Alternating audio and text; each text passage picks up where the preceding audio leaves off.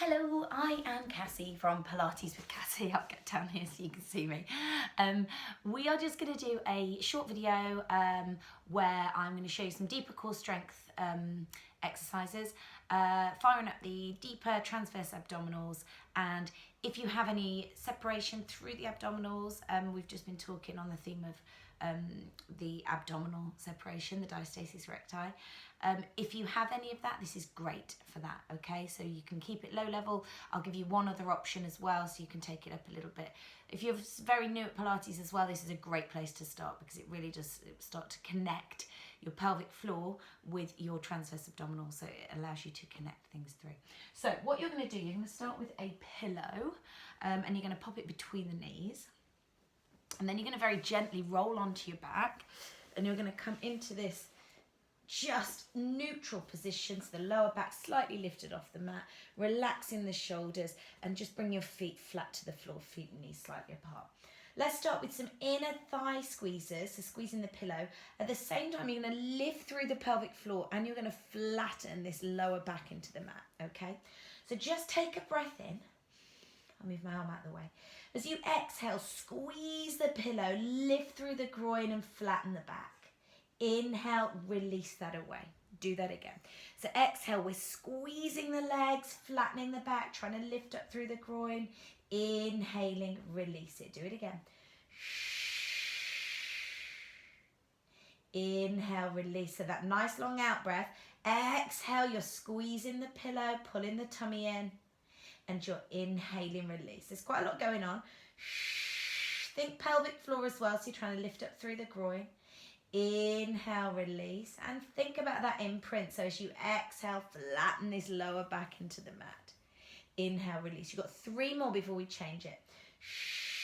So we want 8 of these if we can. Inhale, release. Really strengthen those inner thighs and pelvic floor. Inhale, release. 1 more, and then we take it a little bit further. Inhale, release. Inner thighs should feel it. Carry it on. Exhale, same again, but this time a little hover. Squeeze your bum. Inhale, release. So you're using the glutes now. And again. Gentle peel off. Squeeze it. Inhale, release. Peel back down. Do it again. Exhale, peel it off. Keep squeezing that pillow. Inhale, peel it back. Think about these lower abs doing some work. So exhale, draw the tummy in as you lift and squeeze. Inhale, release it. Let's just do 3 more of these.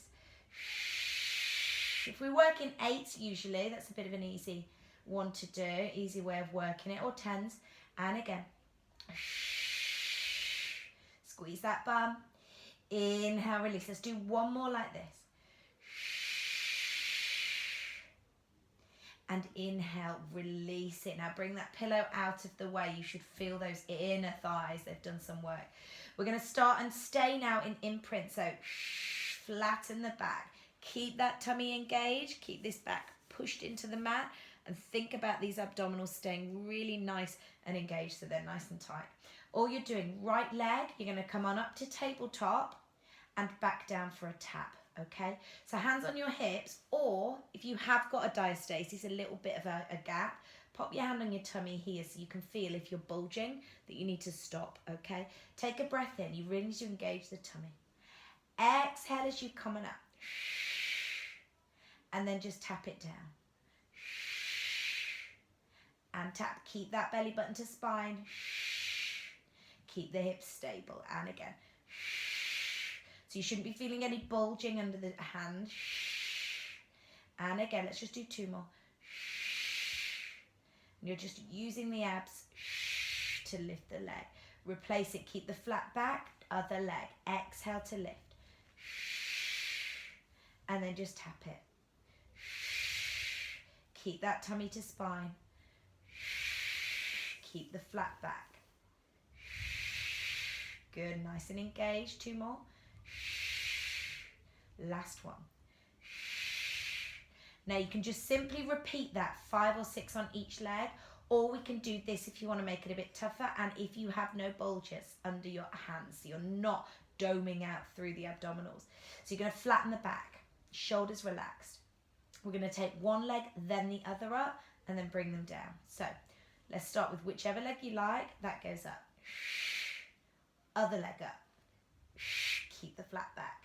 Down and down. Start with the other leg. That's tough. Keep the tummy. Start with the other leg. Make sure you're not doming. Keep the tummy engaged.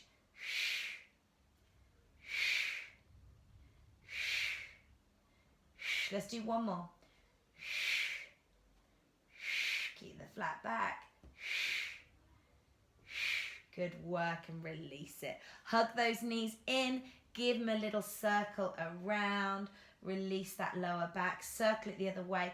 So again, those ones are really good for deeper core, working transverse abdominals, working with the pelvic stability.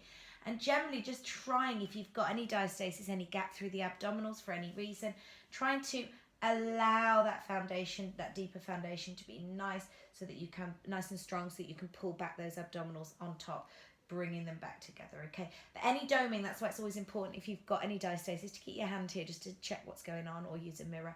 But any doming, any bulging, any pushing through means the pressure's just too much for the abdominals, and they're not strong enough to hold back, so they are pushing through, which basically will start to widen that gap again. So you don't want to do that. You want to avoid that. It's very much less is more when you're trying to heal a diastasis, okay? You're not trying to push too much, because the more you push, the more pressure, the more intra-abdominal pressure there is, and the more you're just going to start to force those abdominals apart. So you really want to stay engaged, in control, and just gently with these ones. They will come back together, but you've got to be kind to them. All right? Okay, so thank you for watching, and I will post another video soon. Bye-bye.